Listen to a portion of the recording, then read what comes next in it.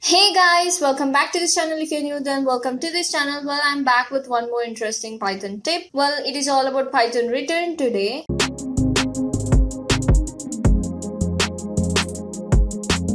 As you guys know, there is a function and that function will be having a return keyword, right? You'll be using a return keyword in the end, right? And this return keyword actually does two interesting things. The return keyword actually used to return some value back to the function or back to the program. Like for example, if you created addition function and you're returning something over there, and what happens is when you call that function, it will actually hold that returned value and it will send you that return value back once you're done with that function. And one more interesting thing about this return keyword is this return keyword also terminates the execution of a function before reaching the end. Like for example, here if you see, here we have a square root function, and as you guys know, if the user gives negative numbers, at the time we cannot find negative square roots, right? Negative numbers, like square roots to negative numbers. So if that's the case, what you'll do is you'll just print a message saying to the user that only positive integers please, and just return and don't give any value here. If you don't give any value here, now what this function actually thinks is this is the end of this function and it will come out of this function though you have extra instructions here. And if the user gives the positive integer, then at the time this if will get skipped, so this return also will get skipped. And if you just see here, this result will calculate the square root of that positive integer and it will print the value here, and you don't have to use a return. You can either use return or you can either use print. So return does two interesting things. One is it will send a value back to the main program, and the other thing is it will terminate the execution. It will skip the remaining instructions. Once you feel that there is something wrong, then if that's the case, you can just give return here and you can skip that. Let me explain you a bit more clearly. So just give df square root. I'll just use sqrt square root, and here we need a number, right? Just give x, and if x is less than 0, less than or equal to 0, we'll just tell to the user that only positive integers please, only positive numbers please.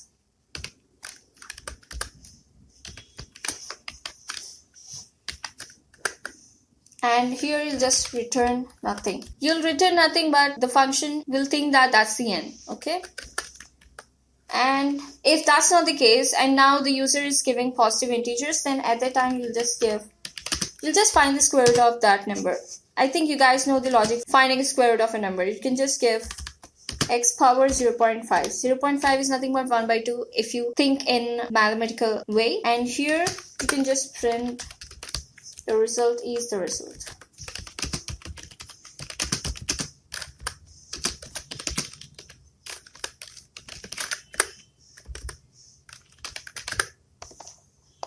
Now call this function. Just give y is equal to int of input. We need integers to find the square root, and just call this function, sending this y as an argument.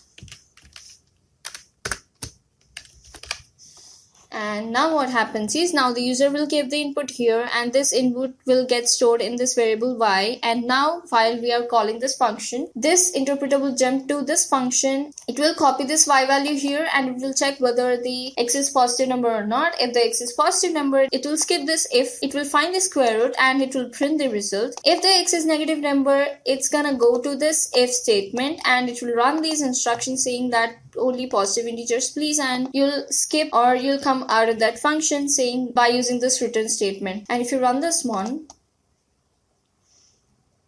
and if you give the number 4, it's gonna give 2.0.